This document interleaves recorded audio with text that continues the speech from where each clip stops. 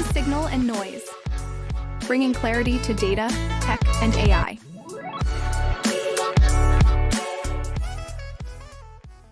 This is Possible event in Miami, day number 2, and I'm here with Anna from Black & Decker. Anna, so nice to Guys, thank you so much for having me. It's very exciting to be here.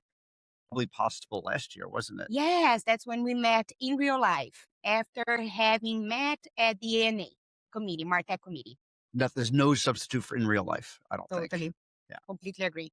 Yeah. And being in Miami is not too shabby either. So No, not at all. This view is amazing. it is. So I was excited to get you on the pod because you're just a wealth of knowledge. Like, you've been working in MarTech for a long time. You're super deep in data. I know you've been doing a lot of really interesting things with AI. So maybe we can start out by just tell the viewers a little bit about yourself and your background. I think that'd be really cool. Sure. So first of all, thank you for having me. So I'm Ana Moura, and I actually started my career as a digital marketing manager. Actually evolved into analytics, measurement. I always really liked that we could measure things in digital marketing. And then I ended up going into MarTech, right? And some years ago, I was actually hired to implement a MarTech stack to collect and activate end user data. And that's how I got really deep into MarTech. And that's how I end up actually creating my own framework to help other marketers do the most out of MarTech and AI as well. MarTech can be incredibly confusing, right? I mean, we've all, Yes. like, I know that you follow Scott Brinker and, Chief MarTech and all the stuff they've been doing. It's gone from like 5,000, 10,000. So there's so many MarTech things. Yes. And then, this is an advertising event. I think when you fold in all that's going on in AdTech, it's incredibly complex and bewildering. And I mean, I don't blame marketers. The fact that the fact they are confused, it's totally understandable. Absolutely. Absolutely. It's very confusing. I think it's hard to know where to start, right? So I think a lot of marketers receive that directive of making the most out of technology, making the most out of AI, but without a lot of guidance. So a lot of marketers have to find their way around these technologies, around these platforms, both in MarTech and AdTech, to make sure that they're making the most out of those technologies on behalf of their companies and also on behalf of their own careers, right? Because you are exposed to new technology, you learn new things, and you can evolve as well as a marketer. But it takes effort, right? It's not easy. And what I would recommend is that marketers really lean into the conversations inside their companies. Go talk to your IT, go understand how zero and first party data gets into your MarTech, where it goes in there, how it can be activated. Right? I think having that foundational knowledge can really help when marketers are discussing with other teams, with vendors, helping select new platforms. If you have that view of how the data is and what you need to do with it and the challenges around collecting, unifying, activating, then you have a better idea of what is needed. That at least is my experience. You mentioned activation. I think this ties to an important point. And I've always been a little puzzled by this. You have the world of MarTech, which is, it's a big, complex world. It's very well established. There's a lot of thought leadership. And then you've got the separate world of AdTech, right? I don't think there's too much cross-pollination or even overlap, to be honest, where I find a lot of people in AdTech, they almost scoff and say, oh, we don't need to know MarTech, right? And people in MarTech are saying, well, AdTech, that's just DSPs.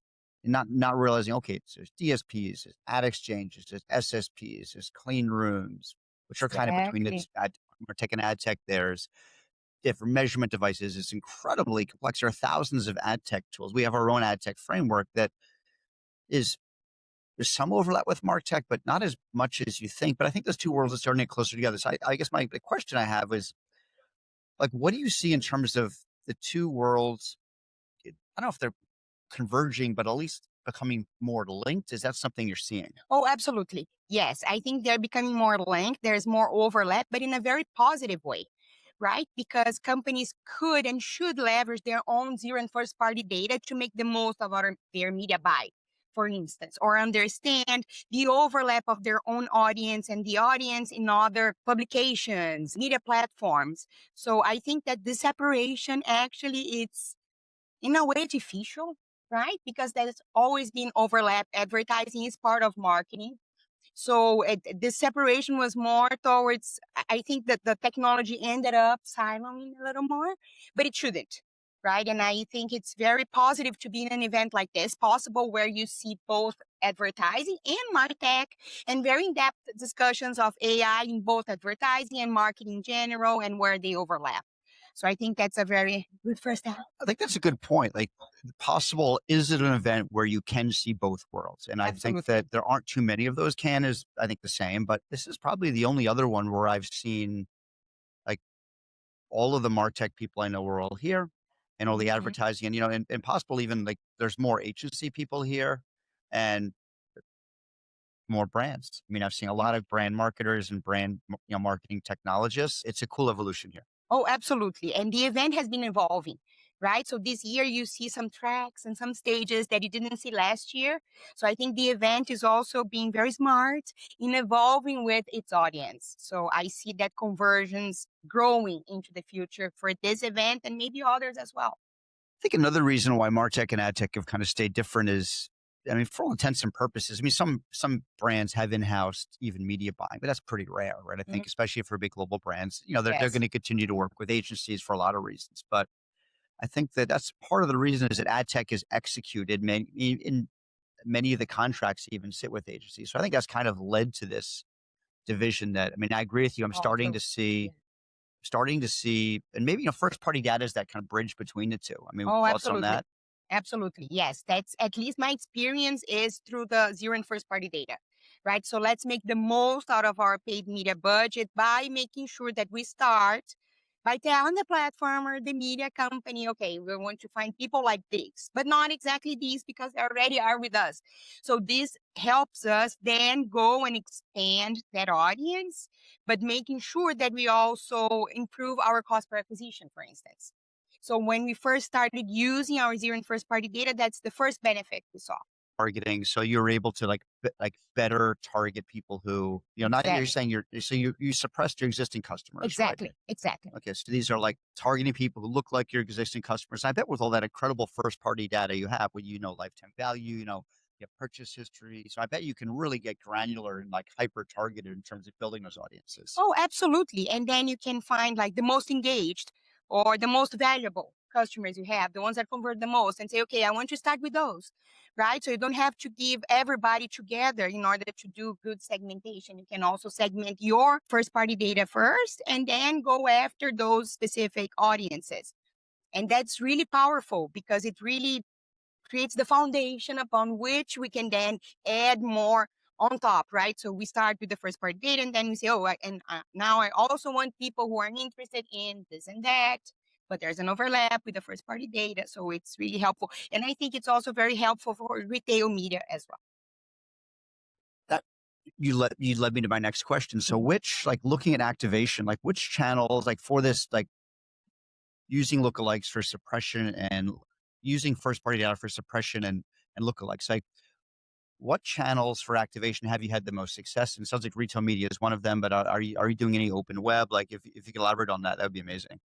So through my experience overall, I've seen more success with retail media and in social media platforms, right? But that could also be replicated in open web, in other DSPs throughout the whole ecosystem, I believe.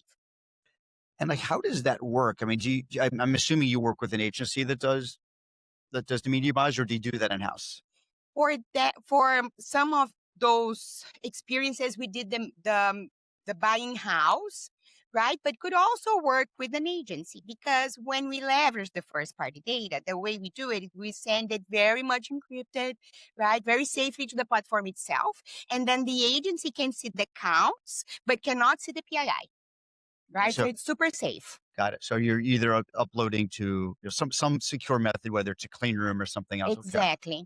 Okay. And then is it coming straight from do you have I don't know if you have a CDP or a CRM. How is that data typically, like, where's the source data coming from typically? So I have experience with coming from the CDP and coming from the customer engagement platform. So whichever one, Braze or something like that. exactly. So whichever one would work, right? So it's not that you have to have a CDP or have to have a data warehouse. No, you can start with what you have on your CRM, on your SAP, and go from there. And you can start with a small proof of concept, see how it goes, and then scale from there. That's also my approach. I think it's a good point about CDPs. I mean, like a CDP, I look at it more of like, okay, like a almost a constellation of capabilities involving Absolutely. first-party data, segmentation, some have analytics, activation that could be in a CDP or it could be in a cloud data warehouse plus something else. So I don't think Absolutely. there's, I think like the CDP world, it seems to be more of a consensus that there's not, well, it's not a one size fits all model anymore. Not at all. Not at all. And I agree with your assessment. One of your articles where you said that really the CDP category is being deconstructed, and it is. I agree with you. And I think there's a lot of overlap with other platforms as well. That's why I mentioned that it's important for marketers and other stakeholders to understand what they need to do. And then they go find the technology, right? Because it's not one size fits all. It may be that you don't need this one technology. What you need actually, it's a mix. Or you need a best of breed approach and you are going to supplement with something that you create inside the company, right? So it needs to be very well thought of so that you get the most out of it. How do you like when you're looking at different vendors, let's say you're looking at a category, like what are your, do you have any tips or best practices for other, let's say marketers who are not as deep as you in MarTech or maybe coming from the ad tech side, like any tips or tricks, like how you approach these categories? Like, let's say you wanted to go get a solve first party data problems and you're maybe looking at a CDP, any like best practices you can share? Sure. So in our case, what happened was that we understood that we were collecting the data, but when we went back to our business stakeholders, to our senior leadership, they asked, okay, so how about the data over time? And we didn't have the CDP yet back then. And we're like, okay, no data over time. We cannot do that. So we realized that actually it was not about having the data only. It was about collecting data over time so that we could have a clear picture over time. Right? So that's what led us to say, okay, so we need a platform that gives that capability to us. And most of the questions we were getting were marketing related. So if we were not going to look for a database that could not help marketers. Sure. Right? So that's how we got to then the CDP. That was years ago. But those are the questions that I think need to be discussed before you get to, oh, it's this acronym or that acronym. Or just really focusing, okay, what problems do we want to solve? Exactly. And then like what capabilities or use cases can we identify that would potentially address those and kind of finding best fit, right? Yes. Based on that and other factors too. That's exactly it. Okay. The role of procurement in like, I think for marketing, like all of marketing, especially for advertising, has been, it comes up a lot these days, like people complain about procurement, they're just evaluating based on it's everything's cost and let's say on paid media, it's all CPMs with major pubs. I think in MarTech too, a lot of it is looking myopically on, okay, like on not understanding the total cost of ownership, more just under, okay, well, what is the per seat license or what's this? And I think missing the forest for the trees and making those decisions. Like any thoughts on that? Oh, absolutely. That happens a lot, unfortunately. And I think one of the ways to counter this with procurement is to bring any impacts on the operations, marketing operations, right? Because you may go to procurement and say, okay, so this one is cheaper in the cost per email address that I have, let's say, but this one will increase our time to market because it does not solve this specific issue for us, or it may increase our dependency on external vendors. So that it should also be taken into consideration. So I think that's an opportunity, again, for marketers to go and make sure that they explain the effects that those technologies also have on their day-to-day and opportunities for efficiency and efficacy. Like that a lot. Turning to AI for a second, like what are you seeing as like a marketing technologist? What are you seeing because there's a lot of just, there's a gazillion startups, right? Oh, So, yes. and they all have incredible pitches, well, some better than others, let's say. But I just think it's even more bewildering. But like looking through all of this, like what do you think is real and what's getting you excited that's actually happening in AI right now from a marketing technology perspective? Oh, wow. That's a great question. I think there is a lot of opportunities for marketing to improve in two ways, right? So one is on the operation. So how can we be more effective, more efficient, right? How can we, with the same team, produce more? Because there's a lot of demand for that nowadays. And the other side, of course, is how we communicate to the customer, to your end user, to your public, and you make the most out of it. You increase engagement, you increase conversion, right? So there are those two areas, and there are many benefits on both. And I think the AI decisioning is a big one, right? So it's different from what we had in the past, where we would say, okay, if this, then that. Now you can give AI decisioning the objective, and the AI itself will figure out how to get there. Of course, you need to put guardrails in place, and goes without saying that you should have the data in place, because otherwise the AI won't be able to really get to the objective if the data does not allow it to see how to get to that objective to begin with, right? So I see an opportunity here, first of all, for the teams that have already been working on organizing their customer data. So good for you. And second, on the ones that have not, to really get ahead of it so that you can make the most out of AI, and then it can also be scalable. Because otherwise, yes, you can get gains, but then you cannot scale, right? In a big company, well, that won't take you that far. So those are, and avoid FOMO, right? There will be a lot of FOMO. So no FOMO, just go back to the basics, to everything we were just describing here, and then you go and check the opportunity that AI can have for your objectives. Yeah, those are that's really good advice. And then I guess looking at like next couple days, I mean, I know we're halfway through. What are there any sessions you're excited about? Or are there any like what are you really looking forward to in this event? What are you hoping to get out of it? So I'm really happy to be meeting other brand side marketers. I like to meet my peers. Yes. And I'm trying to like meet them, talk to them, because it's amazing to benchmark with my peers. That's awesome. And also a lot of discussions about AI and the future of marketing work, right? So those are some that I'm also looking forward to understand how other companies are seeing that playing out for them and how they are working around it. I think it's actually on my mind as well, and I think it's on a lot of marketers' minds as well.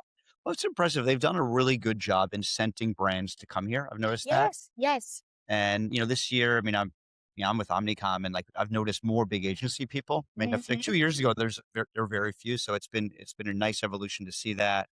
And the conference has gotten bigger. I mean, I think it was 6,000 last year. It's going to be, it's certainly bigger than that this year. I mean, it was a mob scene down in the kind of reception area there by that bar. But I'm looking forward to the next couple of days. I think it's going to be a lot of fun, and I'm sure we'll run into each other. We usually do, and I really appreciate you coming on the pod to talk about this. And we definitely need to get you on for a longer, like how we like those 60 to 90-minute discussions. We're really going to depth. We'd love to get you back on for one of those in the near future, Anna. Of course. And thanks again for coming. And thank you for having me.